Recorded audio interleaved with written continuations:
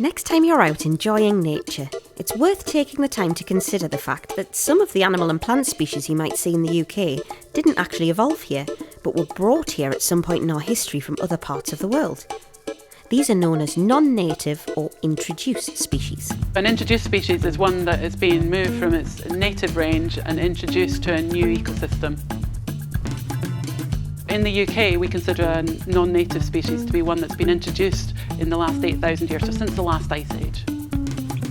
For as long as we've engaged in global travel and exploration, we've made a habit of borrowing exotic plants and animals from distant lands, many of which were to end up in British museums, country gardens and zoos. Then, either deliberately or by accident, some of these non-native species have escaped and gone on to integrate themselves into native British habitats. For instance, it was actually the ancient Romans who first brought European rabbits to the UK in the 1st century AD. Rhododendrons were introduced in the late 1700s, rainbow trout from North America in the 1800s, and harlequin ladybirds arrived here as recently as 2004. Whilst the majority of non-native plants and animals haven't proven to be harmful to native British ecosystems, those that have are classified by conservationists as invasive species. So an invasive species is an introduced species that's causing a negative impact either to biodiversity, the economy or society. In the UK, we have about 2,000 introduced species, and about 200 of those are classed as being invasive. Invasive species can impact biodiversity by disrupting native food chains and ecosystems. They can outcompete native species, and sometimes they can introduce disease. Examples of species that have become invasive in the UK include the Japanese knotweed, which is causing economic damage to properties and transportation systems.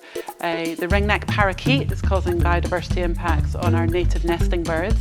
And the grey squirrel is a conservation concern for the red squirrel. Through competition and spreading disease, the red squirrel is in decline. So what can we do to protect our native ecosystems against the environmental risks posed by invasive species? Here in the UK, scientists are trying to understand where invasive species are having the greatest impact on our native biodiversity by mapping both native and non-native species to understand their distributions. Using this information, we can then make decisions about where we need to intervene to protect native habitats. And there are even ways that non-scientists can help contribute to this research. Anyone can help contribute to this science by recording any species, native or non-native, that they see when they're out for a walk or out enjoying the countryside, using apps such as the iRecord app or Mammal Mapper. In this way, young people can contribute to the science and monitoring of invasive species.